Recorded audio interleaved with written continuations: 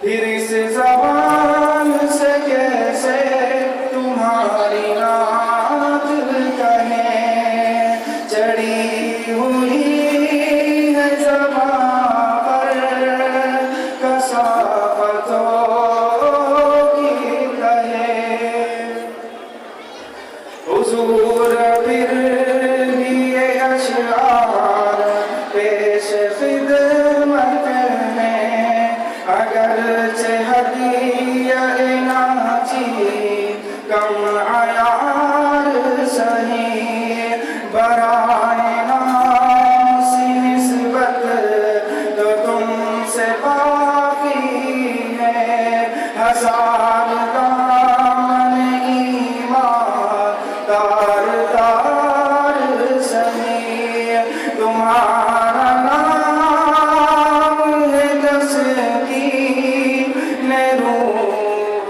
عباده الذين اصطفى اما بعد وقد قال الله تبارك وتعالى في القرآن العظيم والفرقان الحميد اعوذ بالله من الشيطان الرجيم بسم الله الرحمن الرحيم لقد كان لكم في رسول الله أسوة حسنة وقال النبي صلى الله عليه وسلم قال بعثت معلما لأتمم مكارم الأخلاق أو كما قال عليه الصلاة والسلام۔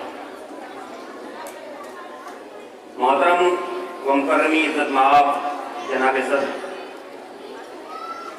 اسٹیج پر تشریف فرما شہر ہنرواراں سنبل کی گران قدر شخصیات، اساتذہ اکرام، معززین شہر، شاہین صفت طلبہ و طالبات اور عزیز ساتھیوں، سب سے پہلے تو میں آپ کو Student Islamic Organisation of India اور اس سیرت کانفرنس کے تمام معاونین اور منتظمین کی جانب سے دل کی گہرائیوں سے خوش آمدید کہتا ہوں، اور آپ سب معزز حضرات کا تہہ دل سے مشکور ہوں کہ آپ نے ہماری دعوت قبول فرمائی اور اس کانفرنس کو رونق بخشی۔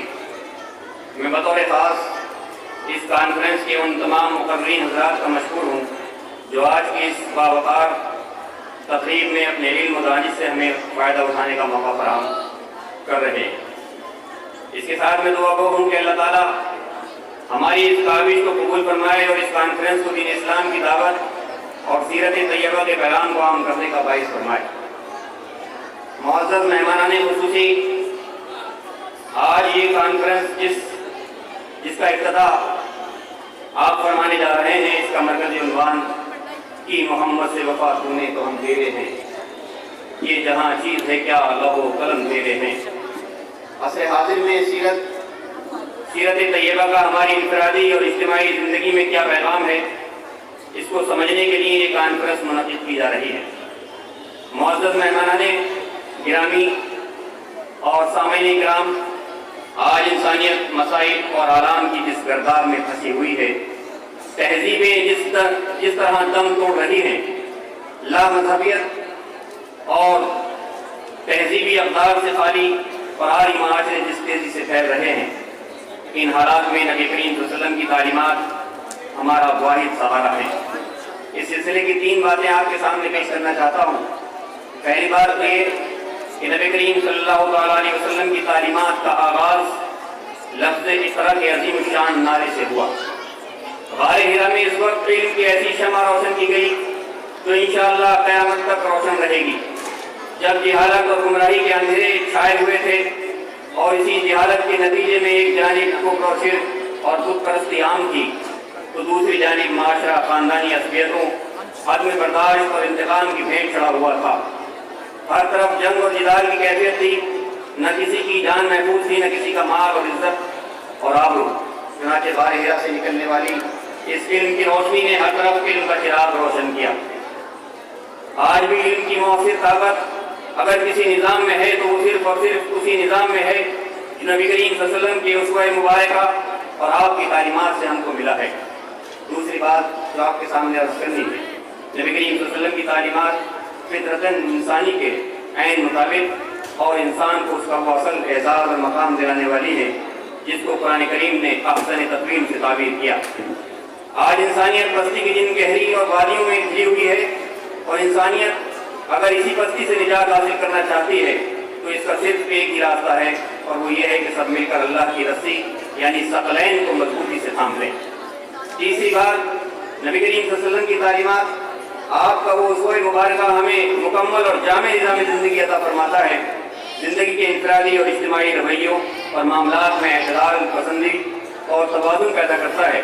ہم اس بات کا بخوبی مشاہدہ کر سکتے ہیں کہ آپ کی تعلیمات میں ایک طرف اگر ادھر صبر اور برداشت اپنی انتہاؤں پر پہنچا ہوا نظر آتا ہے، ایک فاتح کا یہ کہنا کہ لا تثریب علیکم اليوم وانتم الطلقاء، جاؤ آج تم پر کوئی داروگیر نہیں، تم سب کے سب آزاد ہو، کوئی معمولی بات نہیں۔ تو دوسری جانب مفسدین اور اللہ کے دین کے راستے میں رکاوٹ بننے والی والوں کی سرکوبی کے لیے قوانین بھی موجود ہیں۔ ان قوانین کے نفاذ کی عملی مثالیں اور اس کے نظائر بھی تاریخ نے نقل کیے ہیں۔ نبی کریم صلی اللہ علیہ وسلم کیونکہ افضل الرسل ہیں، امام الانبیاء اور خاتم النبیین ہیں، اس لیے آپ کو ایسی کامل کتاب اور جامع شریعت عطا کی گئی جو تمام کتب سے افضل اور جامع تر ہے۔ یہ کتاب عقائد، مکارم اخلاق اور محاسن کے ساتھ حکومت اور سیاست کو بھی اپنے لیے نمونہ بنائے ہوئے ہے، یعنی دین اور دنیا، امیری اور فقیری دونوں کا جامع ہے۔ ہمارے موجودہ معاشرے کا بہت بڑا حصہ نوجوانوں پر مشتمل ہے، اور ہمارا مستقبل انہی نوجوانوں سے وابستہ ہے، اور آنے والے کل میں انہی نوجوانوں کو قوم کی رہنمائی کا فریضہ انجام دینا ہے۔ اس لیے ہماری یہ نوجوان مستقبل سے مایوس اپنے مقصد زندگی سے لاتعلق ہو کر اپنی صلاحیتوں کا غلط استعمال کر رہے ہیں۔ اس لیے یہ بات سوچتے ہوئے یہ طے کیا گیا کہ ایک پروگرام سنبل میں اس طرح کا منعقد کیا جائے۔ ہمیں یقین ہے کہ آج بھی اگر معاشرے کو اتحاد اور اتفاق، عدل اور انصاف، رواداری، تحمل، برداشت کا مرکز بنانا ہو تو ہمارے پاس قرآن کریم اور اسوہ رسول صلی اللہ علیہ وسلم سے بہتر کوئی راستہ نہیں ہے۔ آج ہمارے نوجوانوں کو یہ بات یاد دلانے کی ضرورت ہے کہ ان کے محبوب نبی کریم صلی اللہ علیہ وسلم نے ہمیں اب و درگزر، محبت اور اخوت کا درس دیا، دوسروں کے حقوق ادا کرنے کی پیاری تعلیمات دی ہیں، اور ہمارے نبی نے ہی انسانیت کو عظمتیں عطا کی ہیں جن کی مثال پیش کرنا مشکل ہے، نہیں ناممکن ہے۔ اسی مقصد کے لیے Student Islamic Organisation of India نے یہ مبارک محفل سجائی ہے اور کوشش کی ہے کہ علمی دنیا کی نامور شخصیات کو آپ کے سامنے پیش کریں۔ ہمیں امید ہے کہ اس کانفرنس میں موجود حضرات و خواتین ان بزرگ اور نامور شخصیات سے ضرور استفادہ کریں گے۔ مجھے یہ کہنا بھی لازم ہے کہ اس کانفرنس میں انعقاد میں شہر سنبل کے ان اساتذہ اکرام نے ہم سے جو قدر تعاون کیا، ہم ان کا شکر ادا کرتے ہیں۔ بالخصوص میں شکر ادا کرنا چاہتا ہوں جناب ذکاء اللہ صاحب کا کہ جنہوں نے ہمارے اس پروگرام سے پہلے ہمیں بہت حوصلہ دیا، اور آپ کا بھرپور تعاون ہمیں حاصل رہا۔ ہم ان کے تہہ دل سے مشکور اور ممنون ہیں۔ مجھے یہ اعتراف ہے کہ اگر ان کی خصوصی دلچسپی نہ ہوتی اور Student Islamic Organisation of India کے مقامی جتنے بھی ممبران ہیں انہوں نے اگر اس میں خصوصی دلچسپی نہ لی ہوتی، اور ہمارا جو زون ہے علی گڑھ میں جس کا آفس ہے، اگر وہاں سے ہمیں ہدایات نہ ہوئی ہوتی اور اس طرح کا پروگرام ہم منعقد نہیں کر سکتے تھے۔ اس لیے ہم اللہ رب العالمین سے ان تمام کوششوں کا اجر چاہتے ہیں۔ میں اس کانفرنس میں خاص طور پر حضرت مولانا طاہر بندی صاحب دامت برکاتہم جو میرے استاد بھی ہیں، ان کا خیر مقدم کرتا ہوں اور ان کا شکر ادا کرتا ہوں کہ انہوں نے خصوصی دلچسپی لے کر کے ہماری اس کانفرنس کو رونق بخشی۔ اللہ رب العزت اس کانفرنس کے ذریعے سے ہمارے اندر اتحاد اور اتفاق پیدا فرمائے، Student Islamic Organisation of India کو دین اسلام کی آبیاری کے لیے مسلسل اس طرح کے کام کرنے کی توفیق عنایت فرمائے۔ اقول قولی ھذا استغفر اللہ لي ولکم اجمعین۔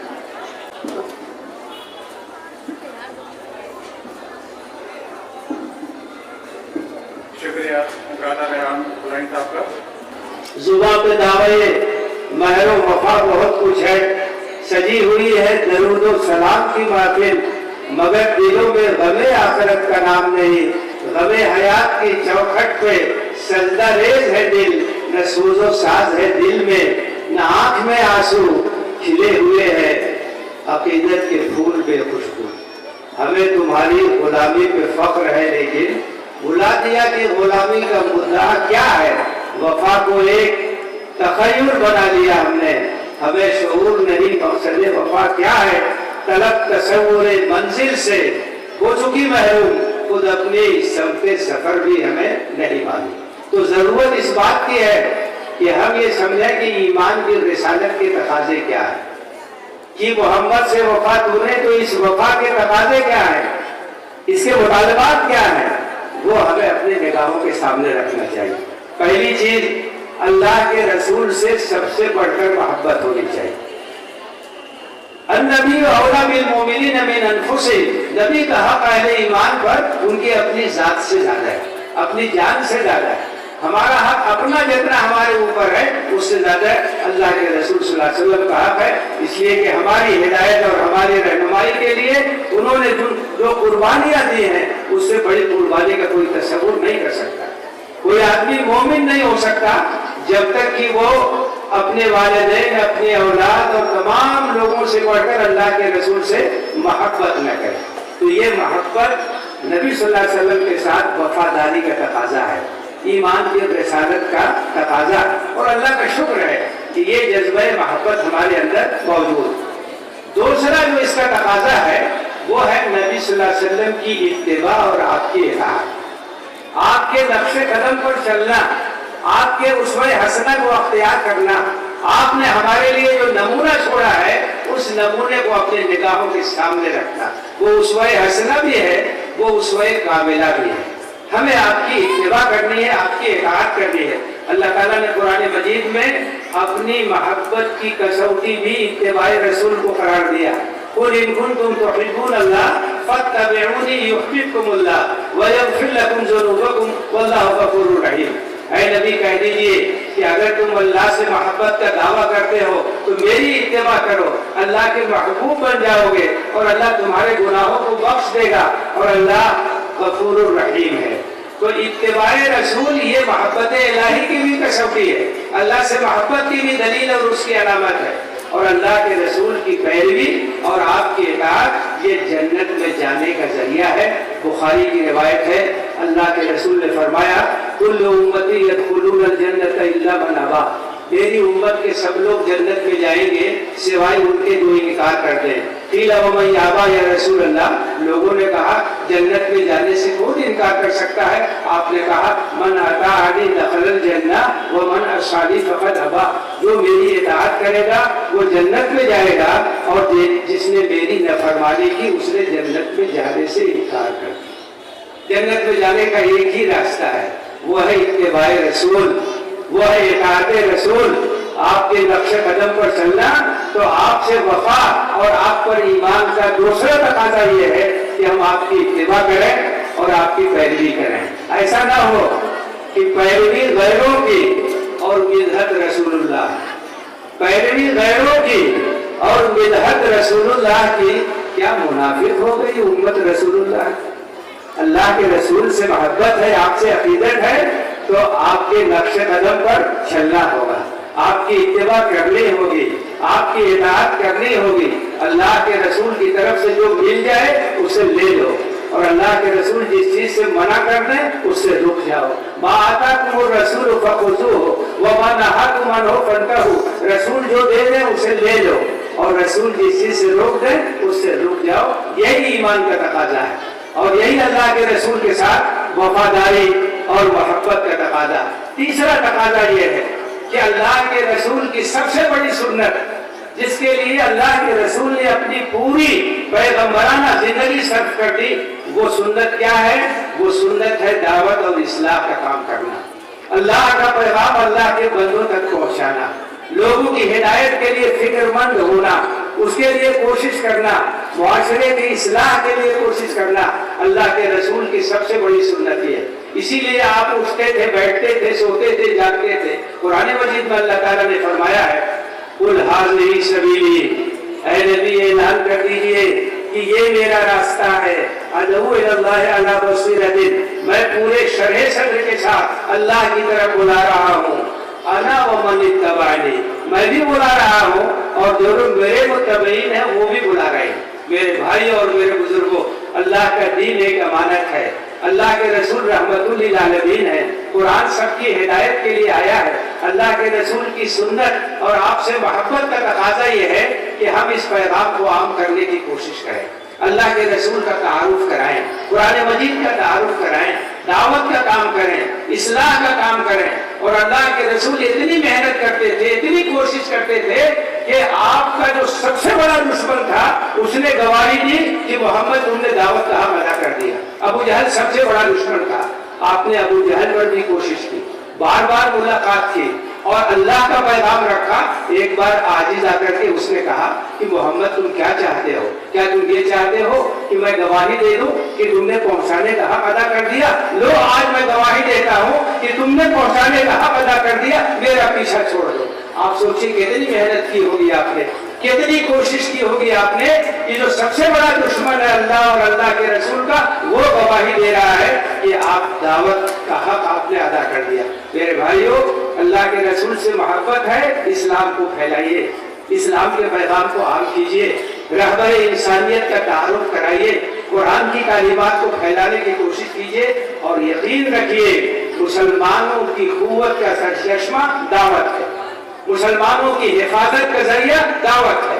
یہی تاریخ بتاتی ہے، مسلمان مختلف علاقوں میں گئے اور وہاں انہوں نے اسی دعوت کے ذریعے سے لوگوں کے دلوں کو فتح کیا۔